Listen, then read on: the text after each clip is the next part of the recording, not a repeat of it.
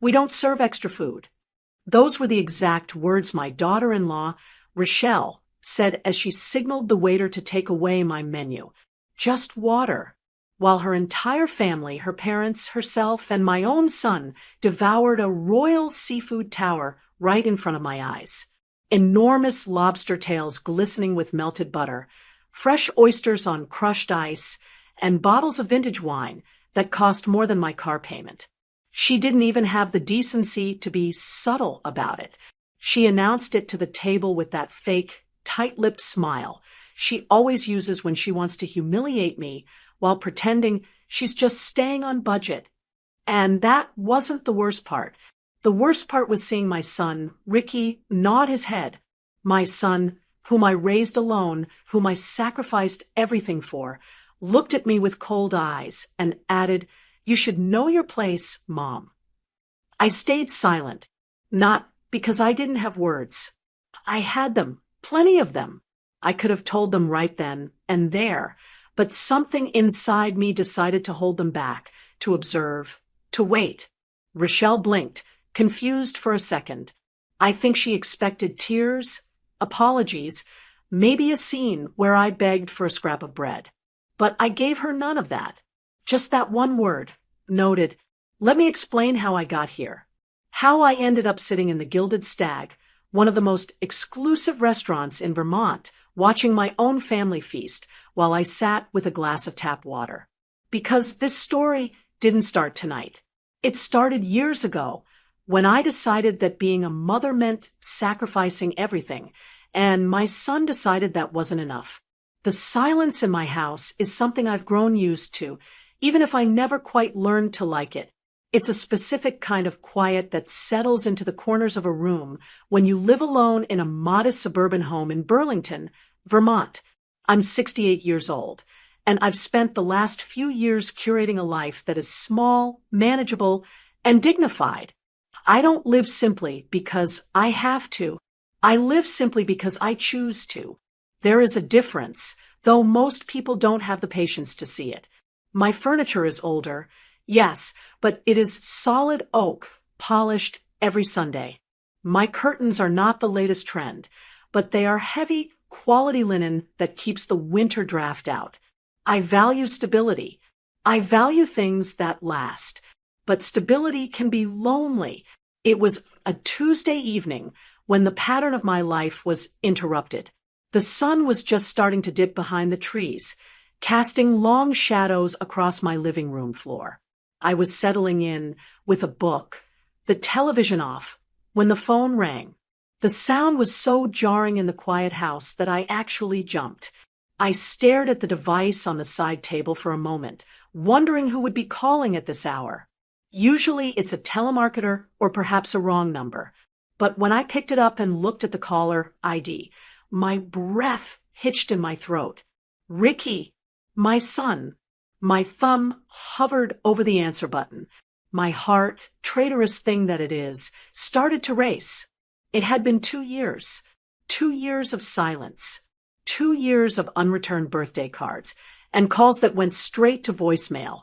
Ricky, who had once been my pride and joy, the boy I had worked 3 jobs to support, had become a stranger to me. I took a deep breath, steadied my hand, and answered, "Hello. Hi, Mom." His voice stopped me cold. It wasn't the rushed, annoyed tone I had come to expect in the final days before the estrangement. It was sweet, unusually sweet. It sounded like the Ricky of 20 years ago, before life and marriage and resentment had hardened him. "Ricky," I said, trying to keep my voice even, "is everything all right?" "Everything's great, Mom." "Really great," he said, and I could hear a smile in his voice. "Look, I know it's been a while. Too long. But Rochelle and we were talking.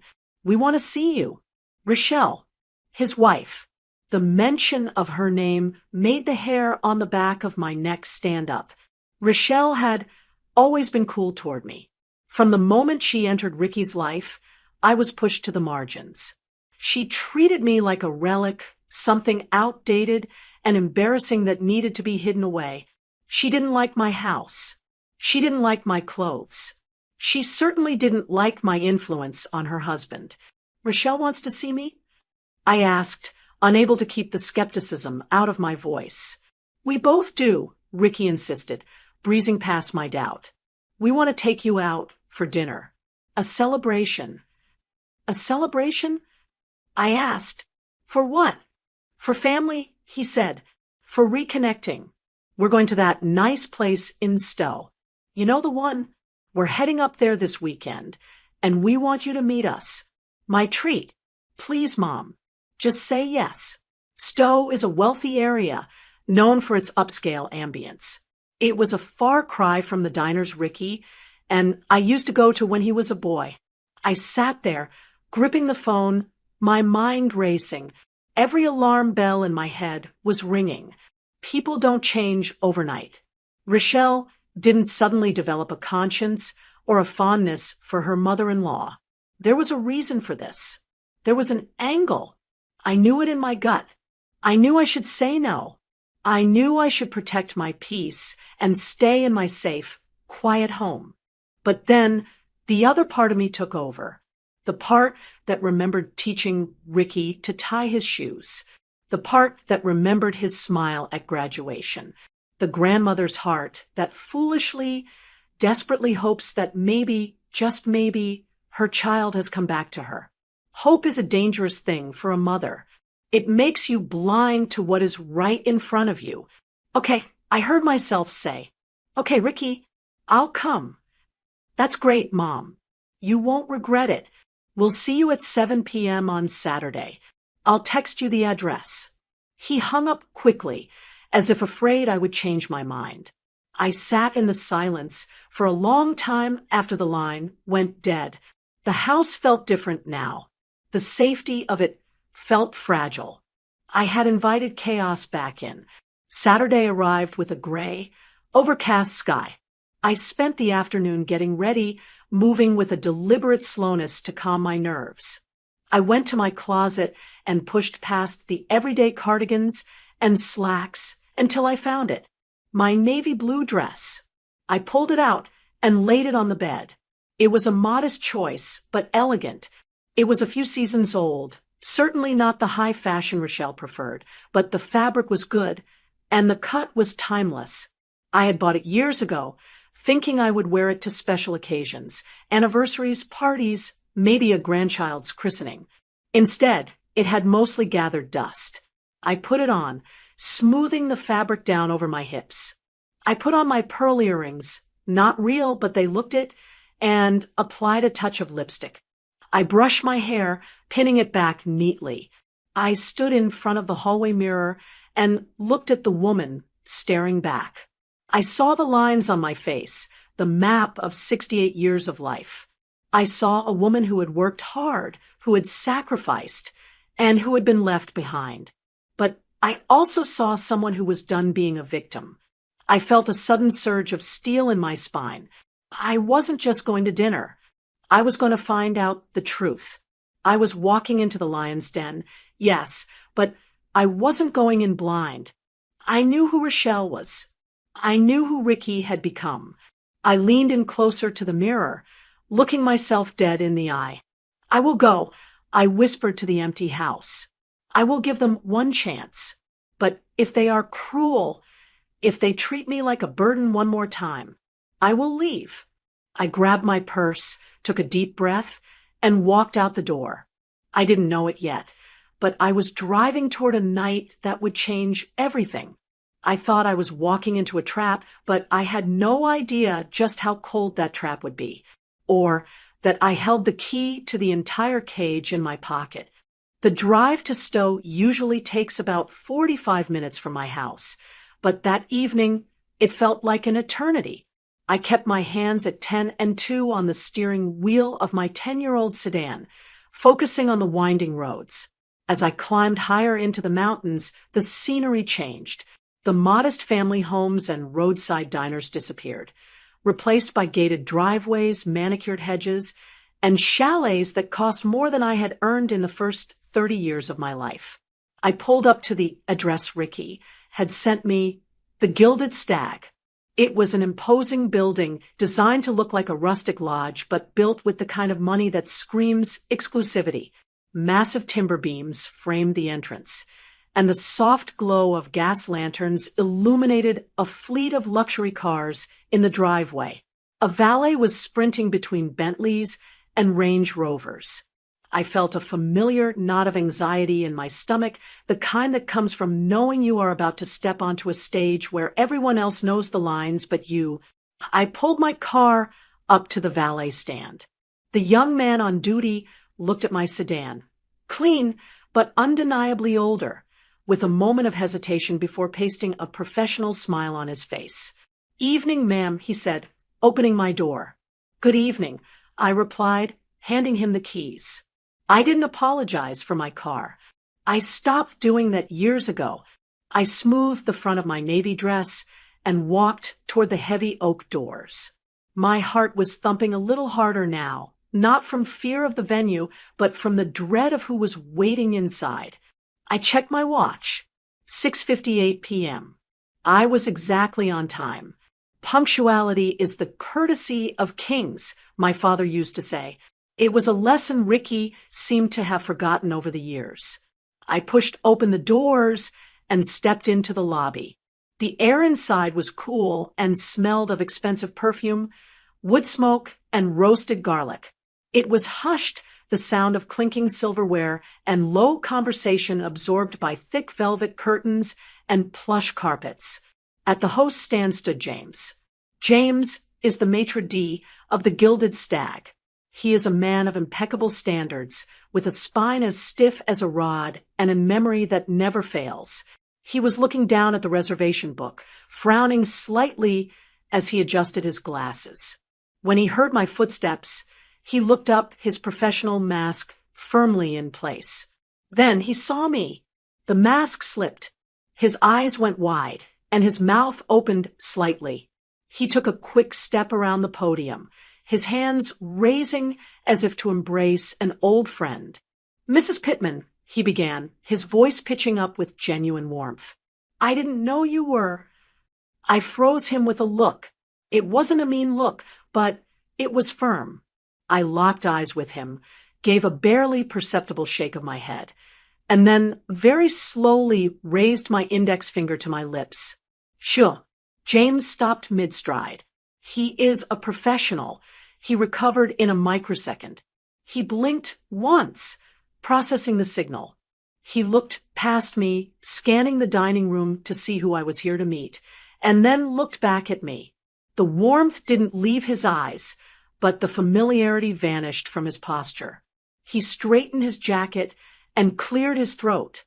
"Good evening, madam," he said, his voice dropping to a smooth, neutral baritone. "Welcome to the Gilded Stag. Do you have a reservation?" "I'm joining the Pittman party," I said softly, lowering my hand. "My son made the reservation." Yes," James said, glancing at the book he didn't need to read.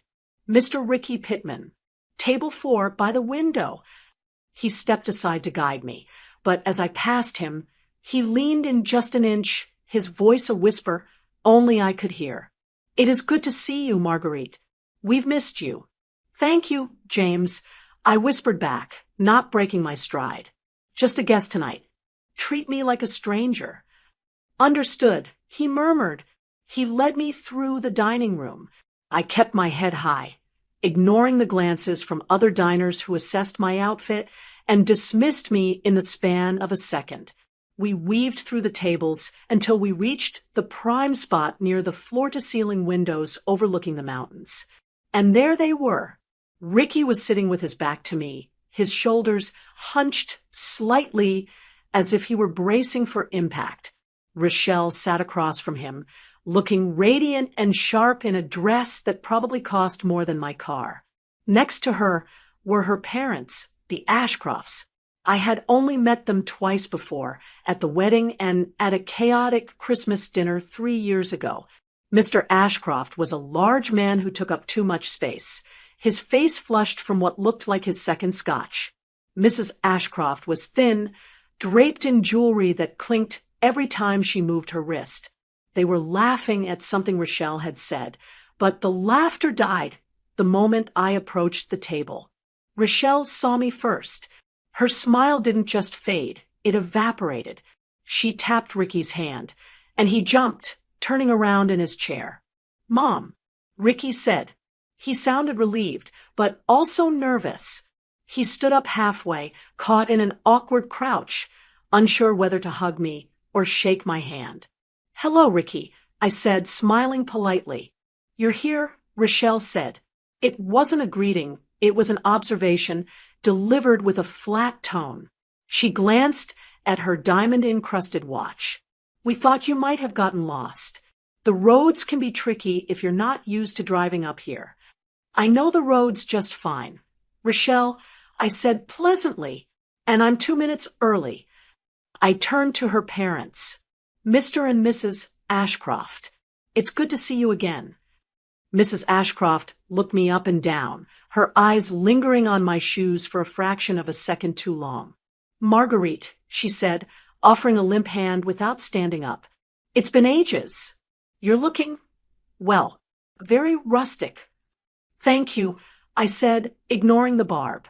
James, who had been standing silently behind me, stepped forward. With a flourish that was usually reserved for royalty or celebrities, he pulled out the empty chair for me. He didn't just slide it. He held it, waited for me to sit, and then tucked it in with a gentle precision that made Rochelle frown. She looked from James to me, confused by the level of service for a woman she considered a nuisance. "Your server will be with you momentarily," James said, bowing his head slightly to me, and only me, before turning to the rest of the table. "Enjoy your evening." As he walked away, I settled into my seat. The table was already crowded with glassware. A bottle of heavy red wine was open and half empty. Rochelle and her parents had large goblets in front of them. Ricky was nursing a whiskey. There was no glass for me. So Mr. Ashcroft boomed, leaning back in his chair. "Ricky tells us you're still in that little house in Burlington. The market is booming, Marguerite. You haven't thought about selling? Downsizing to a condo? You could probably use the equity." "I like my home," I said, folding my hands in my lap. "It has memories." "Memories don't pay the heating bills," Mrs. Ashcroft chirped, taking a sip of her wine. "We just bought a winter getaway in Aspen. The maintenance is a nightmare, but you have to park the money somewhere, don't you?" "I suppose so," I said. Ricky looked down at his drink, swirling the ice cubes. He was refusing to meet my eyes. My heart sank a little. I had hoped, perhaps foolishly, that he would defend me, that he would say, "Mom worked hard for that house," or "Mom is happy where she is." But he said nothing. He just let them pick at me, like birds pecking at a crumb. "Well," Rochelle said, clapping her hands together with forced brightness, "let's not talk about real estate. This is a celebration. We're just happy you could make the trip, Marguerite. I know gas prices are up, so we appreciate the effort." I felt the heat rise in my cheeks, but I forced it down. I looked around the restaurant, catching James's eye across the room. He was watching our table from the shadows near the kitchen, his face unreadable to anyone else. But I knew him. I saw the tightness in his jaw. He didn't like this. I turned back to my son and his new family. They thought I was trapped here with them, out of my depth, a poor old woman lucky to be invited to the feast. They didn't know that the man pouring their water, the chef in the kitchen, and the owner of the building were all on my team. I took a deep breath. "I wouldn't miss it for the world," I said, and I meant it. I wasn't going to miss a single second of what was about to happen. The atmosphere at the table was thick enough to cut with a knife, though I seemed to be the only one feeling the weight of it. Once the initial awkward greetings were over, the Ashcrofts turned their bodies slightly inward, effectively closing the circle and leaving me on the outside. It's a subtle move, body language. You learn to read it when you get to my age. A turned shoulder, a lack of eye contact. It all screams, "You don't belong here."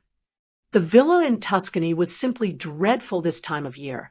Mrs. Ashcroft was saying, swirling her wine as if she were aerating a rare vintage rather than just drinking too fast. Too many tourists. We told the concierge. We came here for peace, not to be surrounded by backpackers.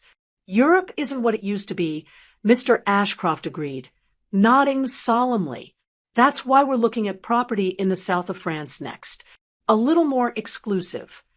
I sat quietly, my hands folded on the white tablecloth. I had never been to Europe. My travel budget had always gone into Ricky's college fund or braces or that summer camp he begged to go to when he was 12. Hearing them complain about a vacation most people dream of for a lifetime made my stomach twist. Ricky was nodding along with them, laughing at the right moments, trying so hard to fit into their world. It broke my heart a little to see him like this, a chameleon changing his colors to please people who clearly didn't respect him. He glanced at me once, a flicker of guilt in his eyes, but he quickly looked away when Rochelle placed a hand on his arm. Ricky agrees, don't you, honey? She cooed. We were just saying we need to upgrade our travel plans next year. Yeah, Ricky said, his voice tight. Absolutely. I took a sip of the tap water that had been poured for the table. I was hungry. I hadn't eaten since a light toast for breakfast, saving my appetite for this dinner. I was looking forward to a good meal, perhaps a nice piece of fish or a warm soup. The smell of roasted garlic and searing meat wafting from the kitchen was making my mouth water. Then, David appeared at the table. David is one of the best servers at the Gilded Stag. He's a young man, putting himself through engineering school. I've known him for 3 years. I know his mother is a nurse, and that he's saving up for an engagement ring for his girlfriend. To Rochelle and her parents, he was just a uniform, a faceless servant there to fetch and carry. Good evening, David said, his voice smooth and professional. He handed out the heavy, leather-bound menus. When he handed me mine, his fingers lingered on the cover for just a second, a silent greeting. I gave him a small, almost imperceptible nod. Rochelle didn't even open her menu. She clearly wanted to show off. She wanted to prove she owned the room. We're going to start with the seafood tower, she announced loudly. The royal platter. Lobster, crab, oysters. The works. Excellent choice, David said, writing it down. And for the main courses, she continued, looking around the table. Daddy, you want the ribeye, don't you? The wagyu. You know me too well, Mr. Ashcroft chuckled. Make it rare. And Mother will have the Chilean sea bass, Rochelle directed. And Ricky and I will both have the lobster thermidor. Oh, and another bottle of wine. The Cabernet. The reserve list, please. I did the math in my head quickly. The seafood tower alone was over $100. The wagyu beef was market price, usually exorbitant. The wine she just ordered was $200 a bottle. They were racking up a bill that could pay my property taxes for a quarter. David finished writing down their orders. He turned his body toward me. He didn't look at me with pity. He looked at me with respect. He knew I enjoyed the scallops here. He probably assumed I would order them. And for you, madam? David asked, his pen poised. May I recommend the... Oh, she's fine. Rochelle's voice cut through the air like a whip crack. David stopped. I stopped. The entire table seemed to freeze for a split second. Rochelle waved her hand dismissively in my direction, not even looking at me. She was looking at her nails. Marguerite isn't hungry. She ate a late lunch before she came. Didn't you, Marguerite? It wasn't a question. It was a command. I stared at her. I hadn't eaten a late lunch. My stomach was practically growling. I looked at Ricky. He was staring intensely at the tablecloth, his face flushing red. He knew I was hungry. He knew I never ate heavily before a dinner out. But he said nothing. He sat there, mute, letting his wife rewrite reality. Besides, Rochelle continued, leaning in toward the waiter as if sharing a secret, though she spoke loud enough for the next table to hear. We're trying to keep the bill reasonable. This place is a bit out of budget for some of us, so we're keeping it tight tonight. The silence that followed was deafening. Out of budget.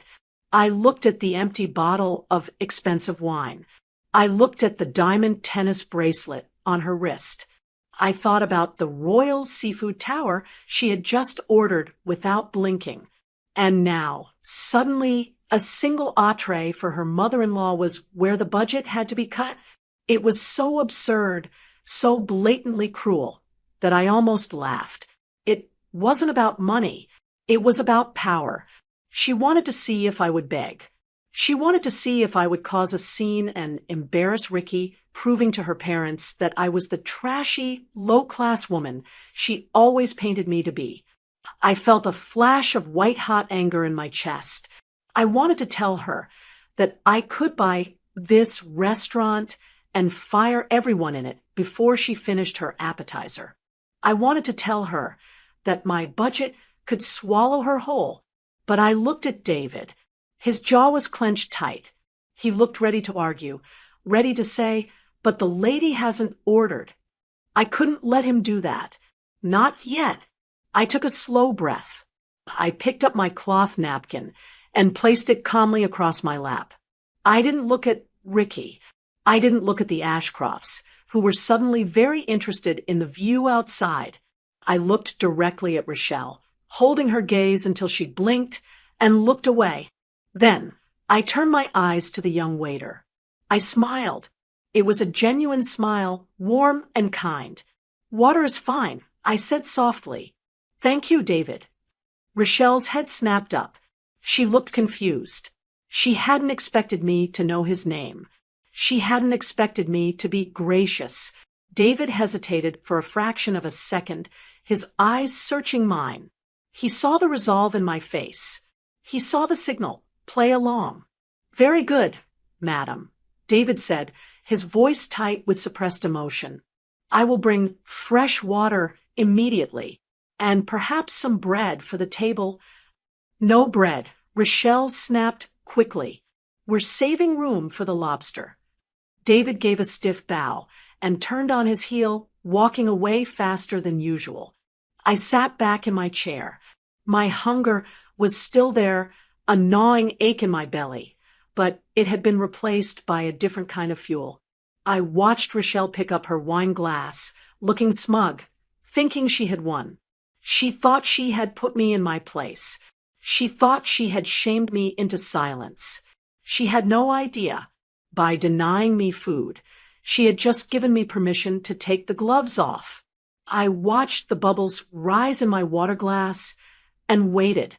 The night was young, and while they were eating lobster, I would be feasting on something much more satisfying. 20 minutes later, the Royal Seafood Tower arrived. It was a spectacle, I'll give them that. A three-tiered silver stand piled high with crushed ice, glistening oysters, chilled lobster tails, and crab legs the size of a man's forearm. It took 2 servers to place it in the center of the table, rearranging the wine glasses and silverware to make room for the excess. For a moment, conversation stopped as Rochelle and her parents admired the feast. "Now, this is living," Mr. Ashcroft declared, tucking his napkin into his collar like a bib. "You can't get freshness like this down in the city. You have to pay for quality." "Dig in, everyone," Rochelle chirped, reaching for a lobster claw. "Don't be shy." I sat perfectly still, my hands in my lap, my water glass the only thing in front of me. The sound of eating began. It is a specific, wet sound, the cracking of shells, the slurping of oysters, the clinking of forks against china. It filled the silence between us. They ate with a kind of aggressive enthusiasm, as if consuming the most expensive thing on the menu was a job they had to finish. I watched Ricky. He was peeling a shrimp, his head bowed low. He looked miserable. Every few seconds, his eyes would dart toward my empty place setting, and then quickly back to his plate. He knew. I could see the guilt eating him alive, sweating out of his pores. He knew his mother was sitting 3 feet away, hungry, while he gorged himself on shellfish. But he didn't speak. He didn't say, "Mom, have some of this crab." He didn't say, "Here, take my plate." He just dipped his shrimp in cocktail sauce and put it in his mouth. That silence hurt more than Rochelle's insults. Rochelle was an enemy. I expected cruelty from her. But Ricky was my blood. Seeing him cowed into submission, terrified to share a piece of bread with his own mother because his wife might roll her eyes, that was a pain that settled deep in my chest. "Delicious," Mrs. Ashcroft mumbled with her mouth full. "Simply melted butter and heaven. You're not missing much, Marguerite. Shellfish can be so messy, can it? Probably too much trouble for you." "I'm fine," I said, taking a small, dignified sip of my water. "Please enjoy." I turned my head to look out the window. The sun had set completely now, and the lights of the ski village were twinkling below us like diamonds in the snow. I tried to focus on that beauty, to detach myself from the humiliation happening at the table. Then I saw a reflection in the glass. David was coming back. He wasn't carrying a water pitcher this time. He was holding a small, white porcelain plate covered by a silver cloche, a dome used to keep food warm and mysterious. He walked with purpose, ignoring the other tables, heading straight for us. Rochelle noticed him coming and sat up straighter, wiping butter from her lip. She assumed, naturally, that whatever was under that silver dome was for her. "Did we order something else, Ricky?" she asked, eyeing the plate greedily. "Maybe the foie gras?" I thought about it. David stopped at the table. He didn't look at Rochelle. He didn't look at Ricky. He stepped into the small space between my chair and the window. With a gloved hand, he placed the plate gently in front of me. The table went silent. Even Mr. Ashcroft stopped chewing. With a flourish, David lifted the silver dome. Underneath was a masterpiece. It was a single, hand-harvested diver scallop, seared to a perfect golden brown. It sat atop a bed of creamy parsnip puree, garnished with shaved black truffle, and a delicate foam that smelled of earth and luxury. It was small, elegant, and undoubtedly expensive. Rochelle's fork clattered onto her plate. "Excuse me," she said, her voice sharp. "We didn't order that." She reached her hand out, as if to pull the plate toward her side of the table. "There must be a mistake. We're doing the seafood tower. Who is this for?" David didn't flinch. He didn't move the plate an inch. He stood tall, his hands clasped behind his back, and looked down at Rochelle with a polite, professional smile that didn't reach his eyes. "There is no mistake, madam," David said smoothly. "This is not for the table." "Then who is it for?" she demanded. "It is for the lady in the blue dress," David said. "Compliments of the chef." Rochelle blinked. She looked at me, then back at the waiter, then down at her own messy pile of lobster shells. "The chef," she repeated, her voice rising an octave. "Why would the chef send her food? Does he know her?" "Chef Julian sends his regards," David said, ignoring her question. He turned to me, his expression softening into genuine warmth. "He prepared this himself, specifically for you. He hopes it meets your standards."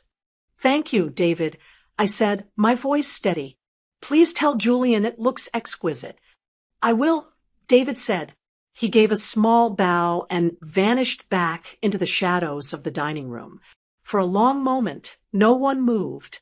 The scallop sat there, steaming gently, the aroma of truffle drifting across the table and overpowering the smell of their fish. Rochelle's face went through a series of contortions, shock, confusion, and finally, a sneering sort of jealousy. She leaned in close to Ricky, lowering her voice to a harsh whisper that was meant to be private, but was loud enough for me to hear perfectly. "Unbelievable," she hissed. "Why is the staff being so nice to her? It's embarrassing." I don't know, Ricky mumbled, looking at my scallop with wide eyes. She probably looks like a charity case, Rochelle whispered, casting a sideways glance at my dress. Look at her, Ricky. She's sitting there with just water. The staff probably feels sorry for the poor old woman who can't afford a meal. It's pity food. That's what it is. Pity food, Mrs. Ashcroft agreed, nodding sagely. How humiliating. I would send it back if I were you, Marguerite. I have too much pride to accept handouts. I looked at them. I looked at their greasy chins and their arrogance. They couldn't conceive of a world where I was respected. To them, the only reason anyone would be kind to me was pity. They were so blinded by their own self-importance that they couldn't see the truth staring them in the face. I didn't answer them. I didn't defend myself. I didn't tell them that Julian had cooked this scallop because he remembered it was my favorite from the winter menu 3 years ago. Instead, I picked up my fork. I cut a small piece of the scallop. It was perfectly cooked, tender as butter. I swept it through the truffle foam and placed it in my mouth. The flavor was explosive, rich, savory, and warm. I closed my eyes for a brief second, letting out a small, contented sigh. When I opened them, Rochelle was watching me, her lobster forgotten in her hand. She looked annoyed that I was enjoying it. She wanted me to be ashamed. She wanted me to feel small. But as I took another bite, savoring the food while they watched, I didn't feel small. I felt powerful. I was eating the best dish in the house, prepared with love, while they ate their expensive seafood with bitterness in their hearts. Is it good, Mom? Ricky asked, his voice cracking slightly. I looked at him, wiping the corner of my mouth with my napkin. It's perfect, Ricky, I said softly. Absolutely perfect. I saw Rochelle narrow her eyes. She sensed that something was off. She sensed that the dynamic of the table had shifted just a fraction. But she was too arrogant to understand why. She just stabbed her fork into another oyster, determined to prove that her meal was better, that her money made her superior. I took another bite, and for the first time that night, I genuinely smiled.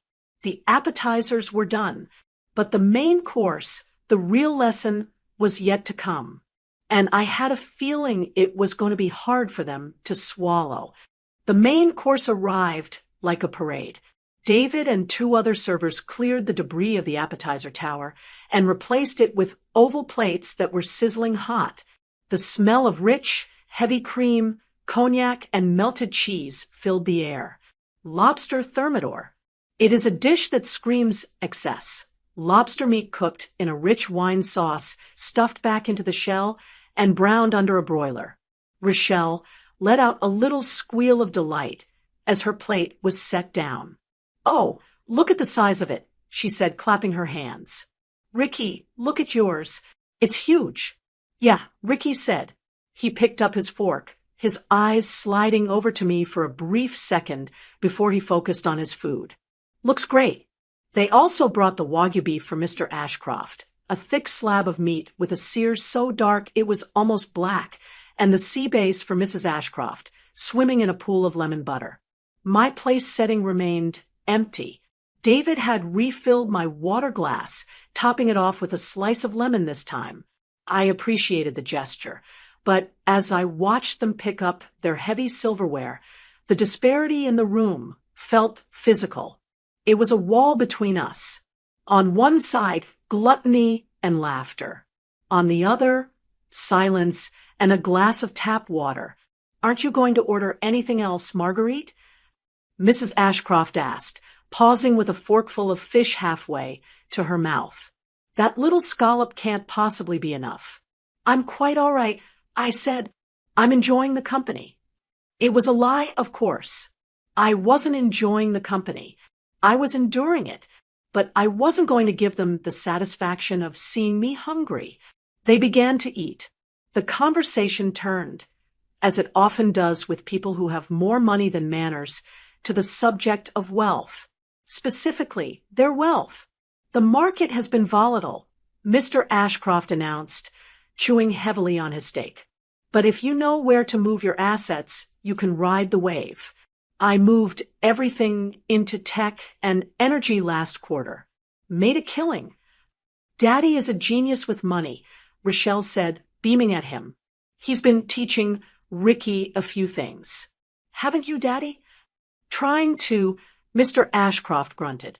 Ricky's a bit conservative with his portfolio. Scared to take risks. You have to spend money to make money, son. Ricky nodded, looking like a schoolboy being scolded by the principal. I know, Robert. I'm learning. Then Mr. Ashcroft turned his gaze on me. It wasn't a friendly look. It was the look of a man who thinks he has figured out the world and is looking at someone who failed the test. He wiped his mouth with a linen napkin and leaned back, gesturing at my empty spot on the table. You know, Marguerite, he started, his voice booming slightly.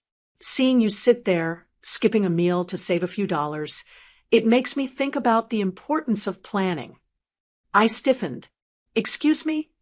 Financial planning, he clarified, pointing his steak knife at me for emphasis. It's a shame, really. Your generation. You worked hard, I'm sure, but you didn't work smart. You relied on pensions that dried up and savings accounts with no interest. Daddy, Rochelle giggled. Don't bore her. No, it's an important lesson, he insisted. It must be hard, living on a fixed income in this economy. Inflation eating away at your little nest egg. Having to rely on your children for a night out. It's a lack of options, really, and that lack of options comes from poor planning in your youth. The table went quiet. Rochelle was smirking. Mrs. Ashcroft looked bored. Ricky was staring at his lobster, his face pale. I felt a fire ignite in my chest. It wasn't anger, it was something colder. Poor planning? I thought about the years after Ricky's father left. I thought about the double shifts at the diner. I thought about the nights I sat up sewing Ricky's clothes because I couldn't afford new ones. I thought about the college fund I built, dollar by dollar, sacrificing my own vacations, my own car, my own comfort, so that Ricky could walk onto a campus without debt. I didn't have a nest egg because I gave the egg to my son, and he had cracked it open and made an omelet for himself and his wife. I looked Mr. Ashcroft in the eye. It wasn't poor planning, Robert, I said, keeping my voice calm and even. It was a difference in investment strategy. He raised an eyebrow. Is that so? Yes, I said. You invest in stocks and energy. You invest in things that are cold and impersonal. I invested in people. Rochelle snorted. People? What does that even mean? I turned to look at my son. It means I put my resources into the people I loved. I invested in their education. I invested in their safety. And later in life, I invested in people with vision who needed a chance. I was talking about Julian, the chef. I was talking about how I gave him the money to open his first restaurant when no bank would touch him. I was talking about the loyalty I had built, a currency far more valuable than the credit card Rochelle was about to use. Sometimes, I continued, those investments take longer to mature. They don't show up on a quarterly statement, but when they do pay off, the returns are significant. I let the words hang in the air. Significant. For a second, I thought Ricky might understand. I thought he might hear the code in my voice. I thought he might remember the sacrifices, but he didn't. He just looked annoyed. He looked embarrassed that his mother was talking back to his rich father-in-law. He put his fork down with a clatter. Mom, please, Ricky sighed, rolling his eyes. Don't start with your riddles. We are trying to have a nice night. I'm just explaining. I started. No, you're doing that thing you always do. He cut me off. You're trying to make yourself sound noble because you don't have any money. Robert is just trying to give you some advice. You should listen to him instead of getting defensive. He picked up his wine glass and took a large gulp, gaining courage from the alcohol. Honestly, Mom, he said, his voice dripping with irritation. You're a guest here. You're lucky to be at a table like this. You should know your place. You should know your place. The words hit me like a physical slap. The noise of the restaurant seemed to drop away. I looked at my son, the boy I had rocked to sleep, the boy I had protected from the world, and I saw a stranger, a weak, ungrateful stranger. He wasn't just distant. He was cruel. He had just told his mother to know her place in front of people who treated her like dirt. I looked at Rochelle. She was beaming. She looked at Ricky with genuine affection for the first time all night. She loved this. She loved seeing him put me down. It was the price of admission to her world, and he had just paid it in full. Noted, I said. My voice was barely a whisper, but it was steady. Noted, I said again, louder this time. Good, Ricky said, turning back to his lobster. Now let's just eat and have a good time. I nodded slowly. Yes, let's finish. I picked up my glass of water. My hand didn't shake. Inside, the last thread of hope had just snapped. The grandmother who wanted to reconcile, the mother who wanted to believe the best, she was gone. She had left the building. The woman sitting in the chair now was the investor, and I was about to close the account. I watched them eat. I watched them laugh. I waited for the plates to be cleared.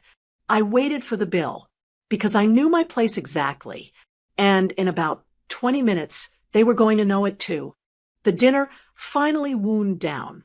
It ended not with a bang, but with the heavy, sluggish silence of people who have eaten too much and cared too little. The table was a graveyard of excess. Empty lobster shells were piled high on the silver platters like discarded bones. The wine bottles, 3 of them now, stood empty, their dark glass reflecting the candlelight. Rochelle's parents were finishing the last of a tiramisu that they had insisted on ordering, despite claiming they were stuffed 10 minutes prior. They scrapped their spoons against the crystal bowls, getting every last drop of mascarpone.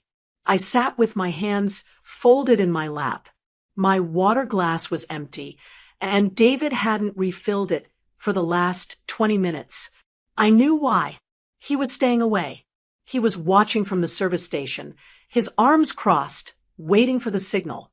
He knew the end of the play was approaching, and he didn't want to interfere with the final act. Well, Mr. Ashcroft groaned, patting his stomach. That was spectacular. A meal fit for a king. You did good, Ricky. You did good.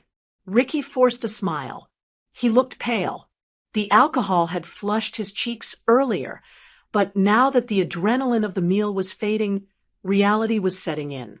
He was tapping his foot nervously against the table leg. Thanks, Robert, Ricky said. I'm glad you enjoyed it. Enjoyed it? I loved it, Mrs. Ashcroft chirped, wiping chocolate from her lip. And the brandy was a nice touch.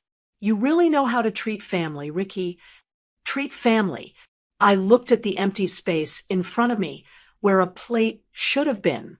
I looked at the single scallop I had eaten an hour ago. I wondered if Mrs. Ashcroft understood the irony of her words, or if she was truly that blind. Then David appeared. He held a black leather folder in his hand. It was sleek, heavy, and ominous. He didn't say a word. He simply placed it gently in the center of the table, right between Ricky and Rochelle. Thank you, David, I said softly. He gave me a quick, sharp nod and backed away. The folder sat there for a moment. It had a gravity to it. In a restaurant like the Gilded Stag, the bill isn't just a piece of paper. It's a mortgage payment. Rochelle reached for it. Her movements were confident, almost arrogant.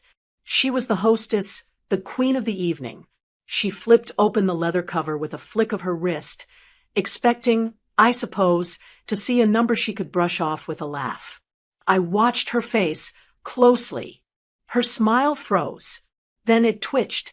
The color didn't just drain from her face. It seemed to fall right out of her. Her eyes widened, and she blinked rapidly, as if trying to make the numbers rearrange themselves into something more manageable. She leaned in closer, reading the itemized list. The Royal Tower, the Wagyu, the Chilean Sea Base, the 3 bottles of Reserve Cabernet, the desserts, the brandy. She let out a small, strangled noise. "What is it?" Ricky asked, his voice tight. Rochelle didn't answer.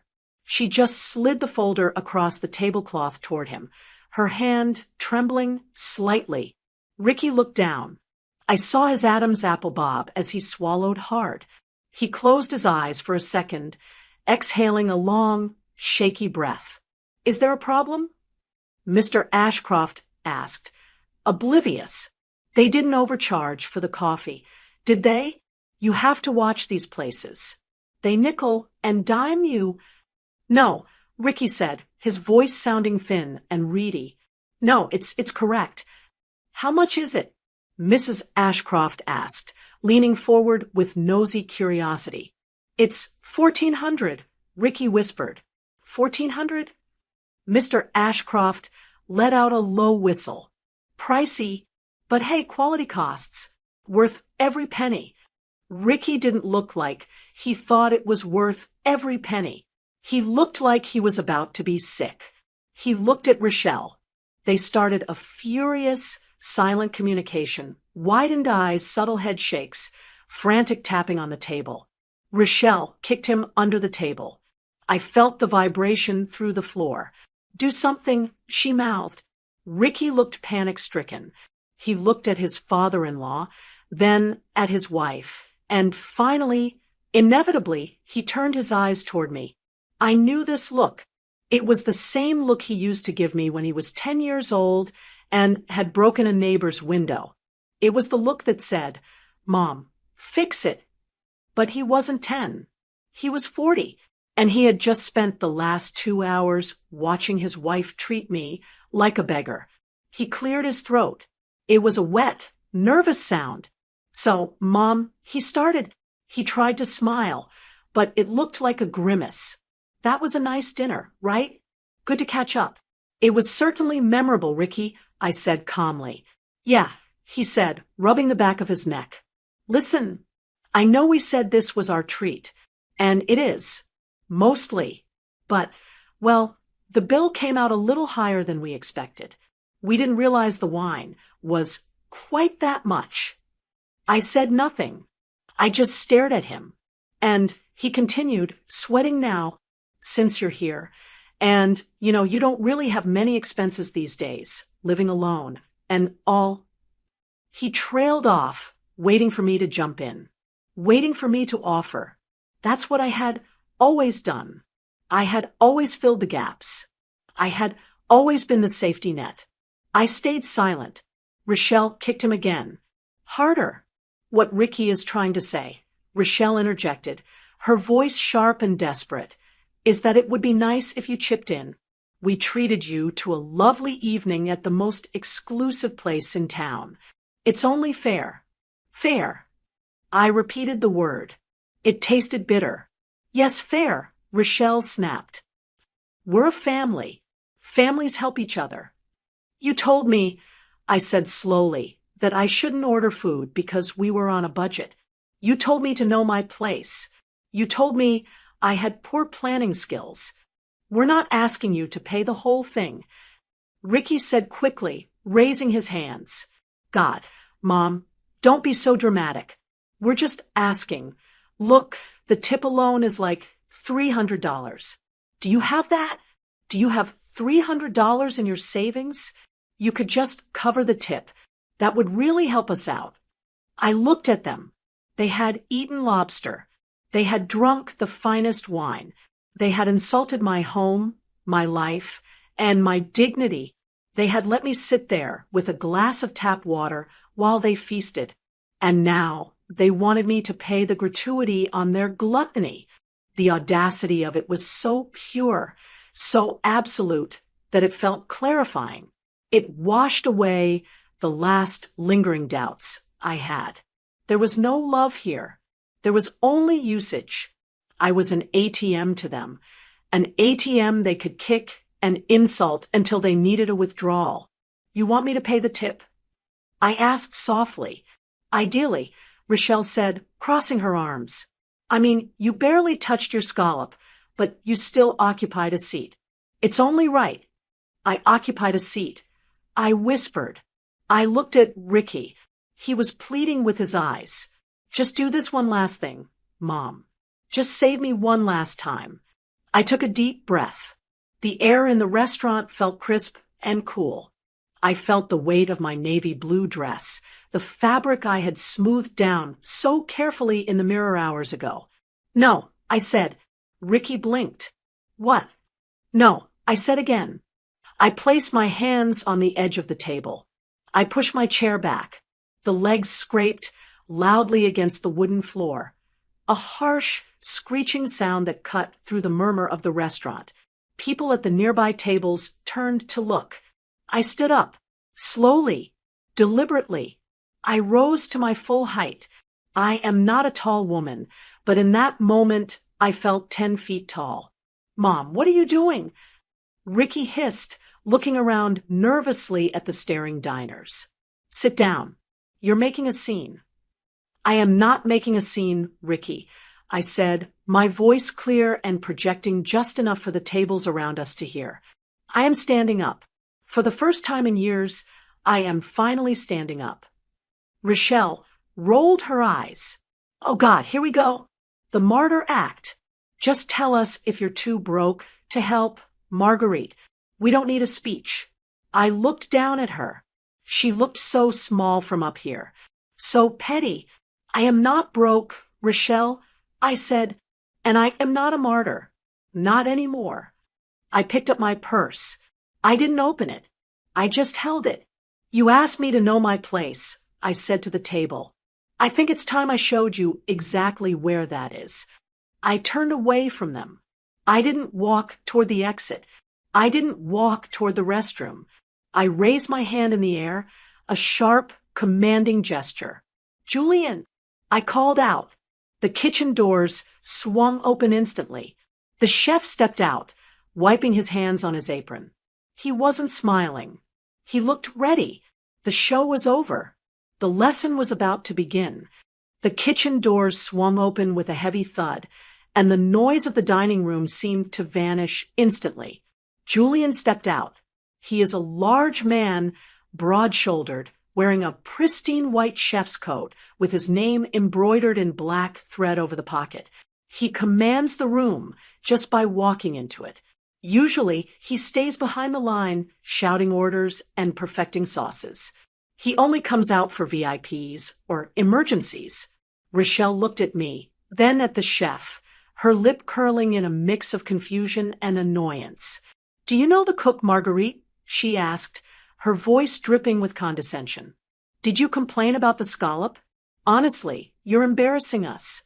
Quiet, Rochelle, I said. I didn't shout it. I just said it with a finality that made her mouth snap shut. Julian marched across the dining room floor. He didn't look at the other tables. He didn't look at Rochelle or her parents, who were now staring at him with open mouths. He walked straight to me. When he reached me, the stern look on his face melted away. He smiled, a genuine, warm smile that crinkled the corners of his eyes. He didn't bow like a servant. He opened his arms. Marguerite, he said warmly. He pulled me into a hug. It was a strong, reassuring embrace, the kind that says, I've got your back. He smelled of rosemary and wood smoke. When he pulled back, he kept his hands on my shoulders, looking me up and down with concern. Was everything to your standards, Mrs. Pittman? He asked, his voice carrying clearly over the silent table. David told me you enjoyed the scallop, but I wasn't sure about the service. You know how I get about the service.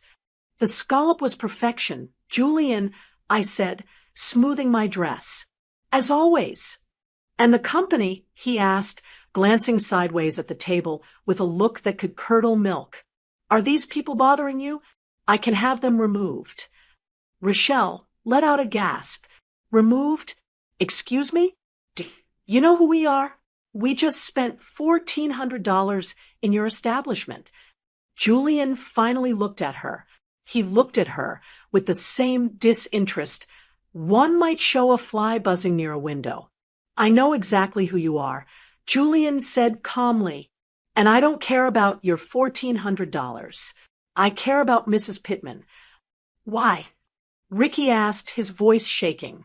He was looking back and forth between me and the chef, trying to solve a puzzle that was missing half the pieces. Mom, what is going on? Why does the chef know you? I looked at my son. I looked at the fear in his eyes. He was starting to realize that the ground beneath his feet wasn't as solid as he thought. He knows me, Ricky, I said, because he works for me. The silence that followed was absolute. You could have heard a pin drop on the carpet. What? Rochelle whispered. I said, he works for me. I repeated, my voice gaining strength. I didn't want to tell you. I wanted to see if you could love me just as I was, a mother living in a small house. But since you seem to only respect money, let me speak a language you understand. I walked over to the window, looking out at the property. 10 years ago, after your father passed, I got the life insurance payout. I began. It wasn't a fortune, but it was enough. Everyone told me to put it in a savings account. They said, Marguerite, play it safe. Keep it for a rainy day. I turned back to face them, but I met Julian. He was a line cook then, with a vision for a restaurant, but no credit history. No bank would touch him. They saw a risk. I saw a man with integrity and talent. So I took every penny I had, my entire safety net, and I invested it in him. I became the silent partner. I gestured to the room around us, the high timber beams, the velvet curtains, the packed tables of wealthy patrons. This isn't just a restaurant, Ricky. It's a group. We own this location.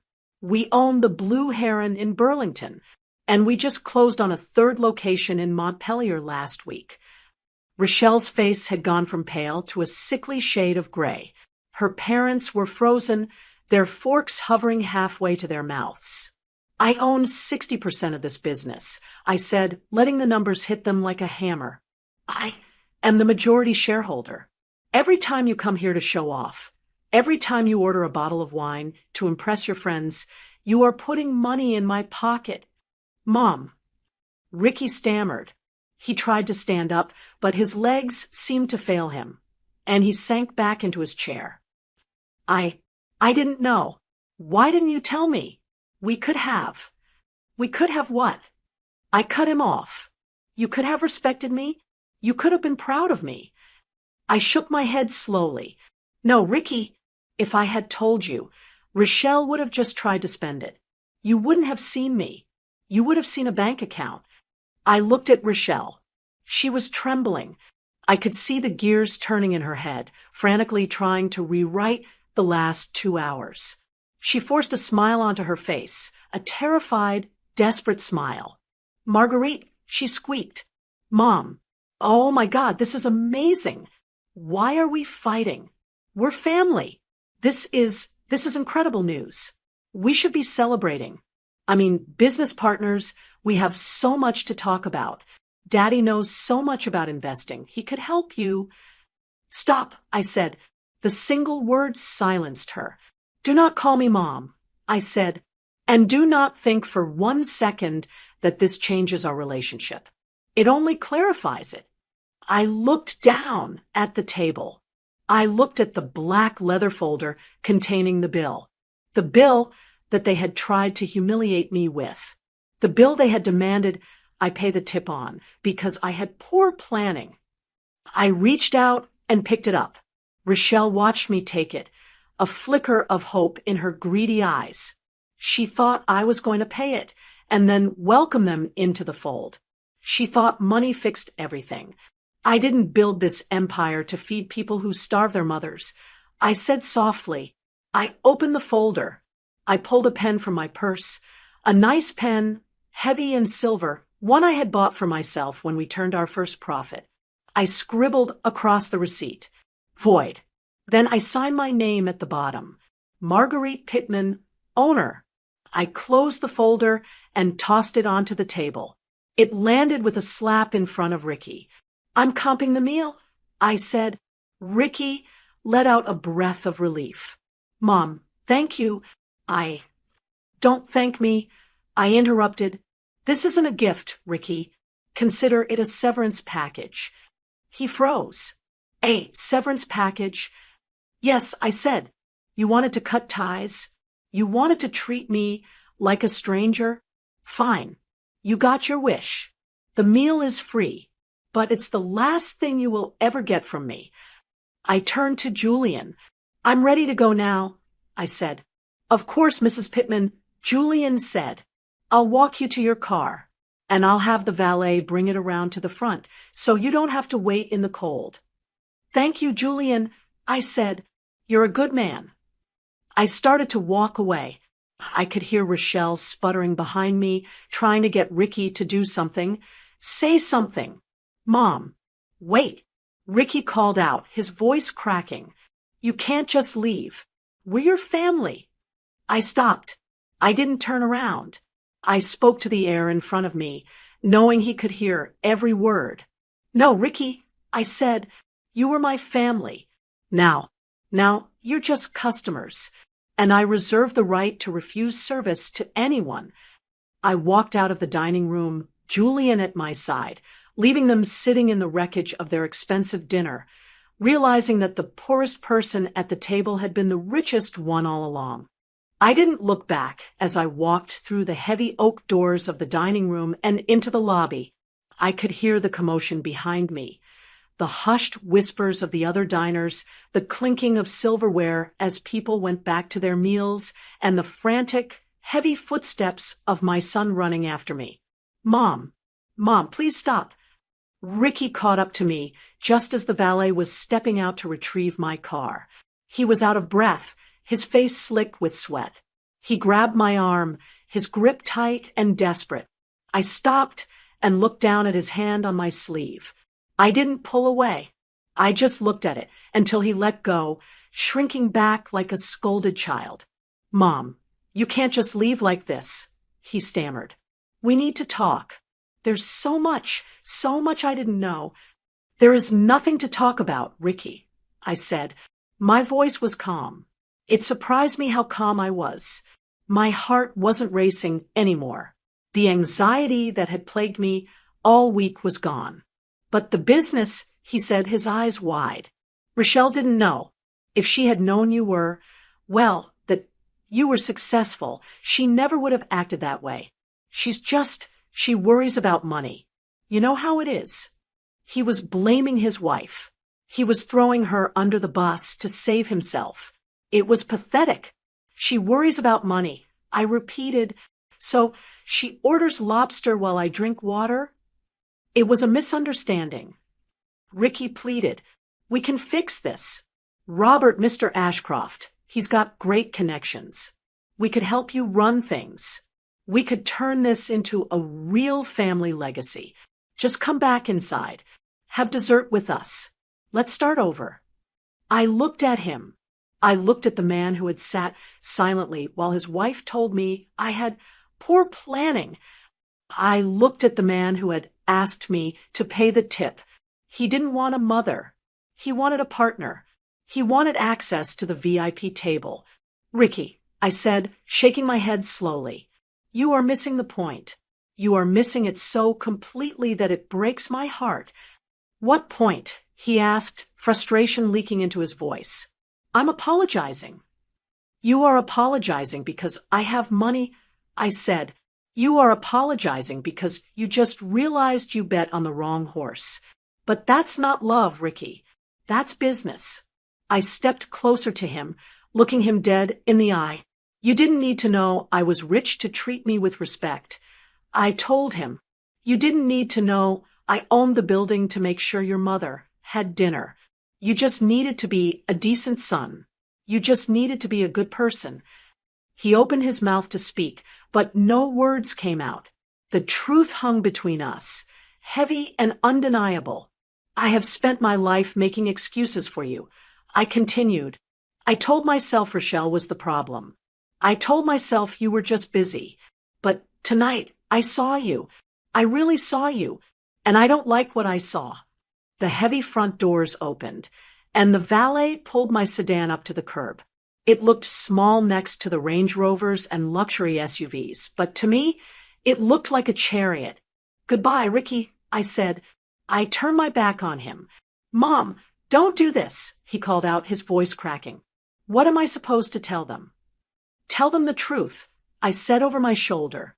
"Tell them the owner asked you to leave." I walked out into the cool night air.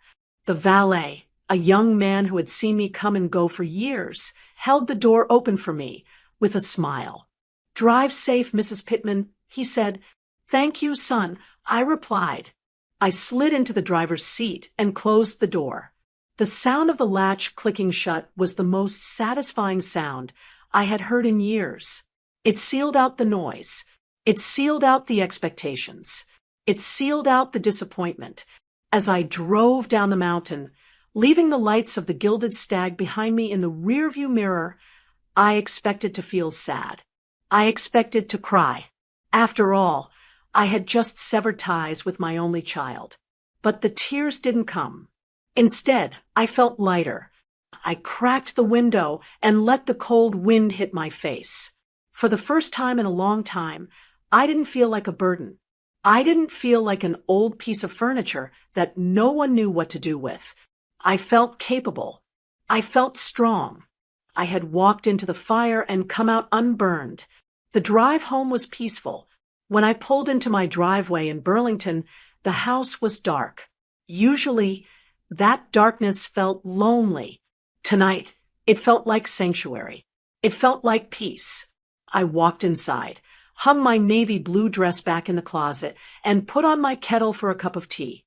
I sat in my favorite chair, the one Rochelle always said was tacky, and took a sip.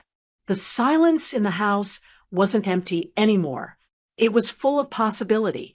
I reached for the notepad I keep by the phone. I had one more thing to do, one final loose end to tie up. I picked up my pen and wrote a note to myself for the morning. Call lawyer. Update will. I thought about Julian, who worked 80 hours a week and treated his staff like family. I thought about the local women's shelter that always needed funding. I thought about the people who actually brought goodness into the world. Ricky and Rochelle were waiting for an inheritance that was never coming. The thought made me smile. I finished my tea, turned off the lamp, and went to bed. I slept better that night than I had in 20 years. Did you like the story? And which city are you listening from? Let's meet in the comments. If you like the story, you can support me by sending a super thanks so I can keep bringing more stories like this. Thank you so much for your sweet support. I'm looking forward to your comments on the story. On the screen, you can see 2 new life stories that I highly recommend. There's so much more on my channel. Don't forget to subscribe. See you in the next life story.